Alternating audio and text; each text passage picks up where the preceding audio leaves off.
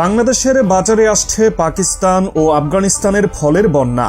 ৬০,০০০ ton খেজুর ও অন্যান্য ফল আসছে বাংলাদেশে, আর তাতেই নড়ে চড়ে বসেছে পুরো দক্ষিণ এশিয়ার বাজার। ভারতেই রপ্তানি বন্ধ করে বাংলাদেশকে কোণঠাসা করতে চেয়েছিল, কিন্তু এবার পাল্টা চাল চালল বাংলাদেশ। আফগানিস্তান ও পাকিস্তানের সাথে সরাসরি বাণিজ্য চুক্তি করে ভারতকে বড় ধাক্কা দিল বাংলাদেশ সরকার। এ খবর শুধু বাণিজ্য নয়, পুরো দক্ষিণ এশিয়ার অর্থনৈতিক গতিপথ বদলে দিতে পারে। কারণ বাংলাদেশ প্রতি বছর ৯ লাখ টন ফল আমদানি করে, যার ৯০% এতদিন ভারত থেকে আসত। কিন্তু ভারত যখন রপ্তানি বন্ধ করে দিল, তখন বাধ্য হয়ে নতুন উৎস খুঁজতে হলো বাংলাদেশকে। আর সেই সুযোগটাই কাজে লাগাচ্ছে আফগানিস্তান। আফগানিস্তানের ফলের গুণগত মান এতটাই ভালো যে এটি ইতোমধ্যেই ইউরোপ ও আমেরিকায় জনপ্রিয়। কিন্তু এবার সেই ফলই ঢুকতে যাচ্ছে বাংলাদেশে, যেখানে ১৮ কোটি মানুষের বিশাল বাজার অপেক্ষা করছে। বিশেষজ্ঞরা বলছেন, এটা শুধু আমদানি নয়, বরং দক্ষিণ এশিয়ার অর্থনৈতিক ভারসাম্যের পরিবর্তনের একটা বড় ইঙ্গিত। বাংলাদেশের বাজারে ভারতের একচেটিয়া আধিপত্য শেষ হতে যাচ্ছে। এতদিন ভারতীয় আপেল, কমলা, আঙ্গুর, ডালিম ছাড়া বাজার চিন্তা করা যেত না। কিন্তু ভারত হঠাৎ করে ফল রপ্তানি বন্ধ করে দেওয়ার পর বাজারে মারাত্মক মূল্য বৃদ্ধি ঘটে। ফলে সাধারণ মানুষ বিপাকে পড়ে। ১ কেজি আপেলের দাম ৪০০ টাকা পর্যন্ত উঠে যায়, কমলার দাম পৌঁছে যায় আকাশে। এই সুযোগটাই কাজে লাগালো আফগানিস্তান। তালেবান সরকারের অধীনে আফগানিস্তানে কৃষিতে এক বিপ্লব ঘটেছে। দেশটির কৃষকরা জানাচ্ছেন, ২০২৪ সালে তারা ১ দশকের মধ্যে সর্বোচ্চ পরিমাণ ফল উৎপাদন করেছেন। হেরাত, কান্দাহার, কাবুল ও বাল্খ প্রদেশে ফলের উৎপাদন ৭৫% বেড়েছে। এক একটা ডালিমের ওজন ২ কেজির কাছাকাছি পৌঁছেছে। আঙ্গুরের উৎপাদন এতটাই বেশি হয়েছে যে একাই পুরো মধ্য এশিয়ার বাজার দখল করতে পারে আফগানিস্তান। এতদিন এই ফল ইউরোপ ও আমেরিকায় বেশি যেত, কিন্তু এবার তারা পুরো নজর ঘুরিয়ে দিয়েছে দক্ষিণ এশিয়ার দিকে। আফগানিস্তানের ফল রপ্তানিকারক সমিতির সভাপতি মুল্লা ইয়ামিন জানিয়েছেন, বাংলাদেশে তারা সবচেয়ে কম দামে ফল রপ্তানি করতে প্রস্তুত। এমনকি আসন্ন রমজান উপলক্ষে ১০ টন খেজুর বাংলাদেশকে উপহার দেবে তালেবান সরকার। এটা কি নিছক কৌশল, নাকি আফগানিস্তান বাংলাদেশকে ভারতের প্রভাব থেকে বের করে আনার পরিকল্পনা করছে? বিশ্লেষকরা বলছেন, এটি শুধুই বাণিজ্যিক সম্পর্ক নয়, বরং দক্ষিণ এশিয়ার ভূরাজনৈতিক সমীকরণেও বড় পরিবর্তন আনতে পারে। ভারতের জন্য এটি এক বিশাল ধাক্কা, কারণ বাংলাদেশ ভারতের জন্য শুধু একটি বাজার নয়, বরং একটি বিশাল বাণিজ্যিক অংশীদারও ছিল। ভারতের ফল রপ্তানির ৭০%ই বাংলাদেশে যেত, কিন্তু এখন সেই বাজার পাকিস্তান ও আফগানিস্তানের হাতে চলে যাচ্ছে। এর ফলে ভারতীয় ফল চাষিরা বড় ধরনের সংকটে পড়েছেন। ভারতের বিভিন্ন রাজ্যে গাছেই পড়ছে আপেল, কমলা, ডালিম। ভারতীয় ফল রপ্তানিকারক সমিতির সভাপতি অমিত ঘোষ বলেছেন, বাংলাদেশ যদি আমাদের বাজার থেকে বেরিয়ে যায়, তাহলে ভারতের ফল রপ্তানি খাত বড় ধাক্কা খাবে। ভারত কি তাহলে আবার বাংলাদেশে ফল রপ্তানি শুরু করবে, নাকি বাংলাদেশের বাজারকে পাক আফগানিস্তানের হাতেই ছেড়ে দিতে বাধ্য হবে? এদিকে শুধু ফল নয়, পাকিস্তান ও আফগানিস্তানের সঙ্গে আরও নানা পণ্য আমদানি নিয়ে চুক্তি করছে বাংলাদেশ। পাকিস্তান থেকে ৫০,০০০ টন চাল আমদানি করা হচ্ছে। বাংলাদেশ ও পাকিস্তানের মধ্যে সরাসরি ফ্লাইট চালু হচ্ছে। করাচি ও চট্টগ্রামের মধ্যে জাহাজ চলাচল শুরু হয়েছে। এমনকি পাকিস্তান বাংলাদেশিদের জন্য ভিসা ফ্রি পর্যন্ত বাতিল করেছে। এত কিছুর পরেও কি ভারত চুপ করে থাকবে, নাকি তারা পাল্টা কোনো পদক্ষেপ নেবে? ভারতের প্রতিক্রিয়া কি হতে পারে, তা নিয়েও শুরু হয়েছে ব্যাপক আলোচনা। এটা কি শুধু একটি নতুন বাণিজ্যিক সম্পর্ক, নাকি বাংলাদেশে এক নতুন অর্থনৈতিক কৌশল গ্রহণ করছে?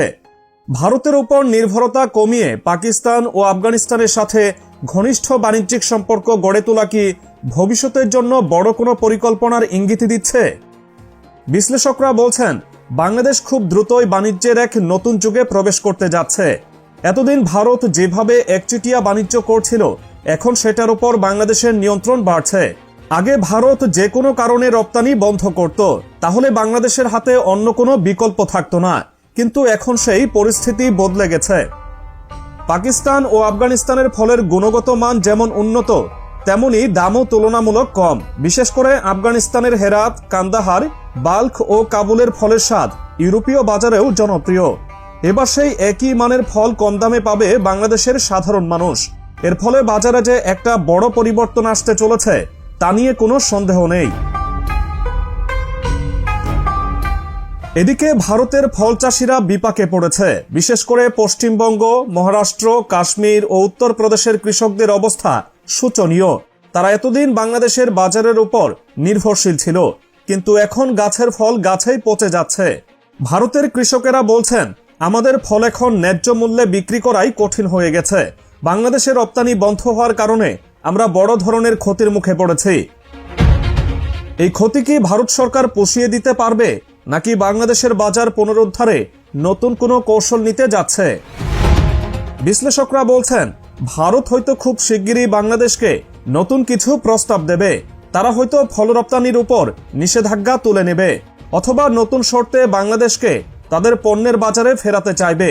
কিন্তু প্রশ্ন হলো, বাংলাদেশ কি এত সহজে আবার ভারতের উপর নির্ভরশীল হতে চাইবে? এদিকে শুধু ফল নয়, বাংলাদেশের বাজারে পাকিস্তান ও আফগানিস্তানের আরও নানা পণ্য ঢুকতে শুরু করেছে। পাকিস্তান থেকে বড় পরিমাণ চাল আমদানির চুক্তি হয়েছে। পাকিস্তানের সিরামিক শিল্প বাংলাদেশে বিনিয়োগ করতে আগ্রহ দেখিয়েছে। এমনকি পাকিস্তানি ওষুধ কোম্পানিগুলো বাংলাদেশে তাদের কার্যক্রম বাড়াচ্ছে। সবচেয়ে চমকপ্রদ তথ্য হল আফগানিস্তানের নতুন কৃষি প্রযুক্তি। তালেবান সরকার ক্ষমতায় আসার পর থেকে তারা কৃষিতে ব্যাপক উন্নতি সাধন করেছে। আফগানিস্তানের বিজ্ঞানীরা আবিষ্কার করেছেন কোস্তেপা সুপার ট্রাক্টর, যা মাত্র 1 ঘন্টায় 10 একর জমি চাষ করতে পারে। এটি পুরোপুরি সৌরশক্তি চালিত, তাই কোনো জ্বালানির প্রয়োজন হয় না। এছাড়াও কাবুল অটো হারভেস্টার নামের অত্যাধুনিক যন্ত্র আবিষ্কার করেছে আফগানিস্তানের কৃষি বিজ্ঞানীরা, যা একবার চালু করলে নিজেই ফসল সংগ্রহ করে এমনকি প্যাকেজিং পর্যন্ত করতে পারে। এসব উন্নয়ন যে শুধুই আফগানিস্তানের কৃষিখাতকে বদলে দিচ্ছে তা নয়, বরং পুরো দক্ষিণ এশিয়ার বাজারকেও প্রভাবিত করছে। এদিকে বাংলাদেশের বাজারে ভারতকে টেক্কা দিতে পাকিস্তানও এগিয়ে আসছে। শুধু চাল নয়, পাকিস্তান থেকে বড় পরিমাণে ছোলা, ডাল, মশলা, এমনকি পেঁয়াজ ও রসুনও আমদানি করার চিন্তা করছে বাংলাদেশ। এতে ভারতের বাণিজ্য খাত ব্যাপক চাপে পড়বে। কারণ ভারত বাংলাদেশে শুধু ফল নয়, নিত্য প্রয়োজনীয় বহু পণ্য রপ্তানি করত। যদি বাংলাদেশ ধীরে ধীরে ভারত থেকে মুখ ফিরিয়ে পাকিস্তান ও আফগানিস্তানের দিকে ঝুঁকে পড়ে, তাহলে ভারতের অর্থনীতিতে এর বড় প্রভাব পড়তে পারে। বিশ্লেষকরা বলছেন, ভারতেই ধাক্কা সামাল দিতে খুব দ্রুতই নতুন কৌশল গ্রহণ করতে পারে। তারা হয়তো বাংলাদেশকে আবার তাদের দিকে ফিরিয়ে আনতে বিশেষ সুবিধা দেবে, অথবা পাকিস্তান ও আফগানিস্তানের সাথে বাংলাদেশের নতুন সম্পর্ক নষ্ট করার চেষ্টা করবে। কিন্তু বাংলাদেশ কি আবার ভারতের উপর নির্ভরশীল হতে চাইবে, নাকি পাকিস্তান ও আফগানিস্তানের সাথে দীর্ঘমেয়াদী সম্পর্ক গড়ে তুলবে?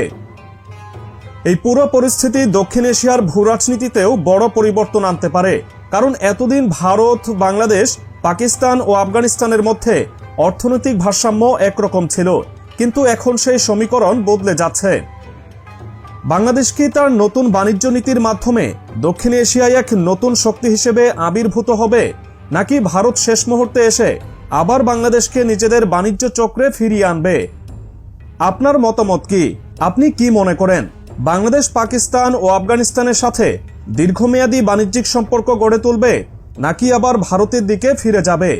কমেন্টে জানিয়ে দিন আপনার মতামত।